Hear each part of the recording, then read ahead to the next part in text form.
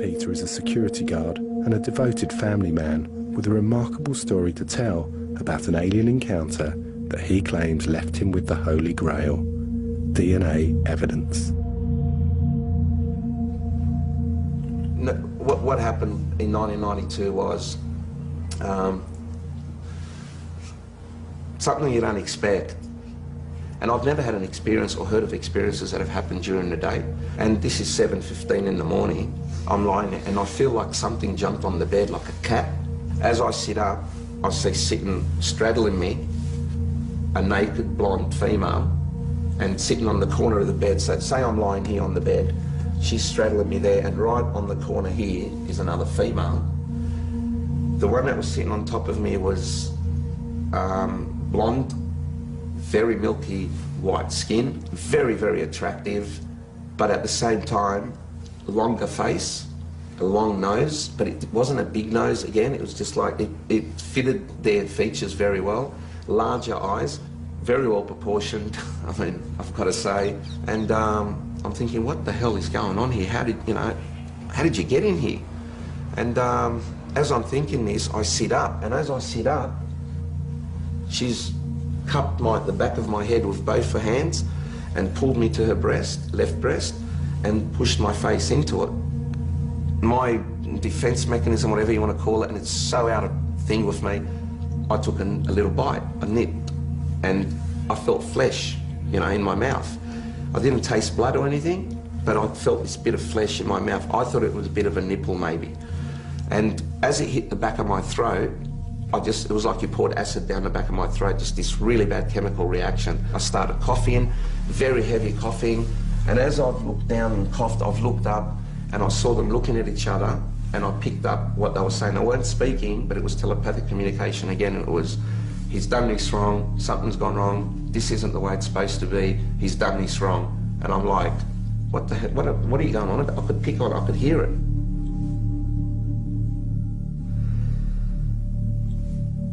I had an erection for like 6 hours afterwards, and it was pretty painful.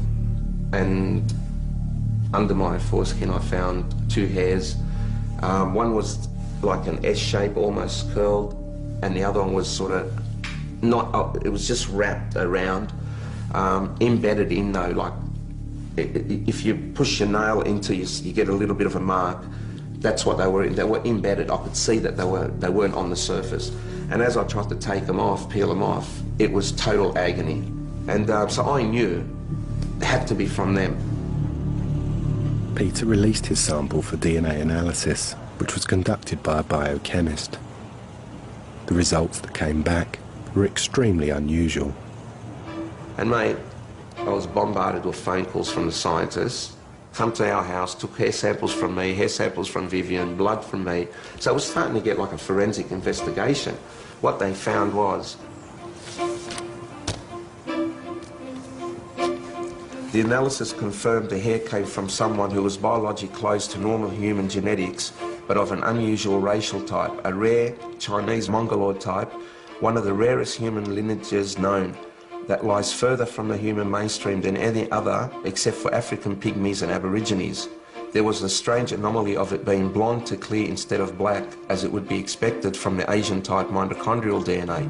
The study concluded the most probable donor therefore must be, as Khoury claims, a tall blonde female who does not need much colour in her hair or skin as a form of protection against the sun, perhaps because she doesn't require it.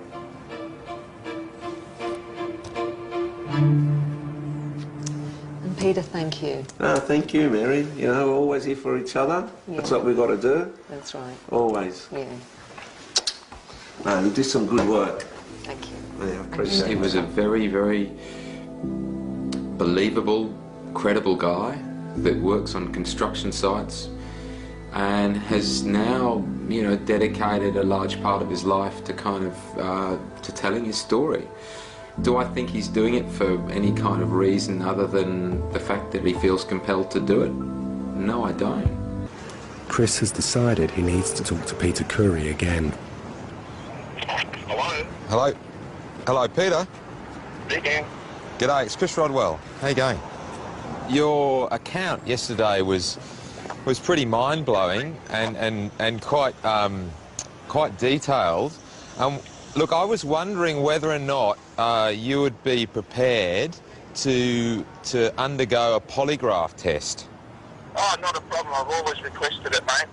I even at one stage asked Bill, there was some talk of some truth serum that was being used in some military stuff, and I said, mate, I'd be more than happy to do that as well. Okay, great. Cheers, Pete. Cheers, sir. Bye.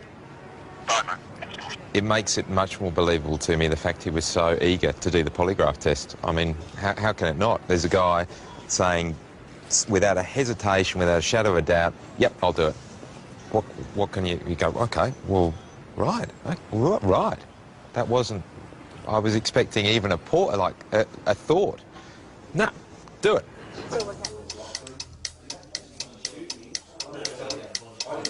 Whilst the polygraph test is conducted, the room must be cleared. So Mary and Chris have to wait outside until Gavin is finished. It's going to be fascinating.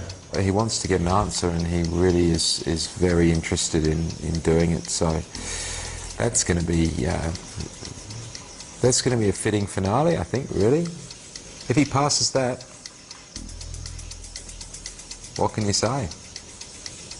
Yeah, these things, they just record how you're going to breathe during the test. So just raise your arms up again. This one's going to go up and around your thoracic area. All right, just drop your arms down. Yeah. Those sensors on your fingertips, they record perspiration, right? Yep. Okay. If you're feeling faint, if you're feeling uneasy, queasy, whatever, let us know if you do. Yeah. Relax.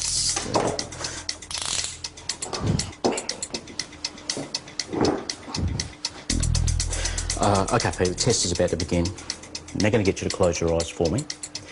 Keep your feet flat on the floor. Don't move, and answer each test question truthfully. Is today Wednesday? Yes. Is your first name Peter? Yes. Do you intend to deliberately lie to any test question? No. In July 1988, did you definitely witness 5 aliens in your bedroom at your parents' home in Hurlston Park? Yes. Did you lie to me when you said you definitely witnessed 5 aliens in your bedroom at your parents' home in Hurlston Park? No. Is honesty more important to you than loyalty? Yes. Did you deliberately do anything to try and beat this test? No. Did you lie to me when you said you definitely witnessed 5 aliens in your bedroom at your parents' home in Hurlston Park? No.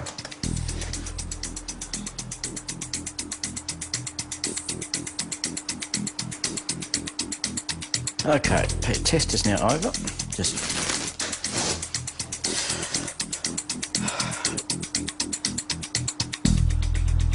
Chris, Mary, I suppose you're dying to know what the results were.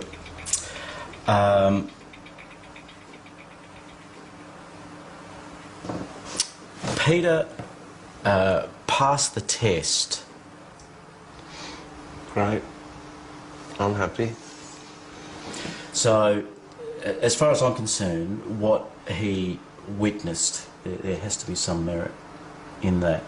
The polygraph test has validated Peter's account of the events and reinforced his belief that the scientific community need to take this matter seriously. Look, I think the DNA went a long way to helping people believe. Hopefully with a polygraph to back it, people can then sit back and say, well, if the guy's not lying, there's got to be something there, you know, and if there's something there, and if it's 5% of all the reports around the world, if 5% of those reports are legitimate and mine is part of that, then, geez, we've got a phenomena we need to look at.